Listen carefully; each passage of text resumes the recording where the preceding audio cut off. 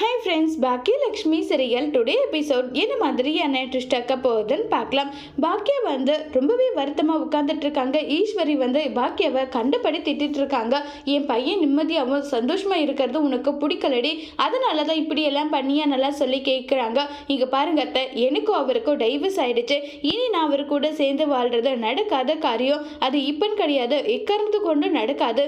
அதை மறுபடியும் நாங்கள் புதுப்பிக்கிறேங்கன்னு சொல்லிட்டு தேவையில்லாத நீங்கள் வேலை பண்ணிட்டு இருந்தா அதுக்கு நான் பொறுப்பாக முடியுமா நல்லா சொல்லி கேட்குறாங்க.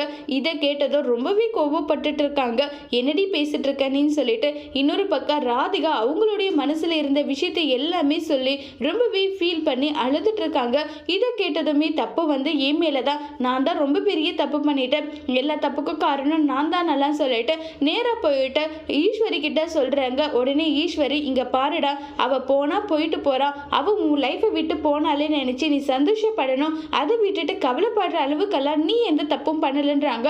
உடனே ராதிகா நினைச்சு ரொம்பவே கோபத்துல பாக்கியா இங்க பாருங்க, ஒருவேளை இனி அவருக்கு இப்படி நிலைமை நடந்திருந்தா நீங்க இப்படிதான் விட்டுருப்பீங்களா? நீங்க ராதிகாவை போகவே விட்டுருக்க கூடாது, எதுக்காக நீங்க ராதிகாவை போக விட்டீங்கன்னால சொல்லி ரொம்பவே கோவப்பட்டு பேசிட்டு இருக்காங்க.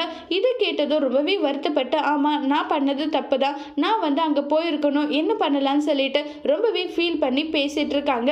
இதை கேட்டதும் என்ன பண்றதுன்னு ஒன்றுமே புரியலையேன்னு சொல்லிட்டு ஒரு பக்கம் நேராக கோபி போறாங்க. ராதிகா எந்த இடத்துல இருக்காங்களோ அங்க போனதும் மயு கட்டி பிடிச்சி கோபியை கதறி அழுறாங்க. டேடி, எங்களை விட்டு போகிறதுக்கு உங்களுக்கு எப்படி மனசு வந்தது? நான் உங்களை பார்க்கணும்னு எவ்வளோ ஃபீல் பண்ணிட்டு இருந்தேன் தெரியுமா நல்லா சொல்லி ரொம்பவே வருத்தப்பட்டு கதறி அழுதுட்டு இருக்காங்க. கோபி உன்னை விட்டு இப்பன்னு கிடையாது, எப்பவுமே போக மாட்டேன்னு சொல்லிட்டு இருக்காங்க. அப்ப கரெக்டா ஈஸ்வரி கால் பண்ணி, கோபி நீ வரலையான்னு சொல்லி கேட்குறாங்க. இப்போ கோபி என்ன செய்ய போறாங்கிறத வரப்போற எபிசோட்ல வெயிட் பண்ணி பார்க்கலாம்.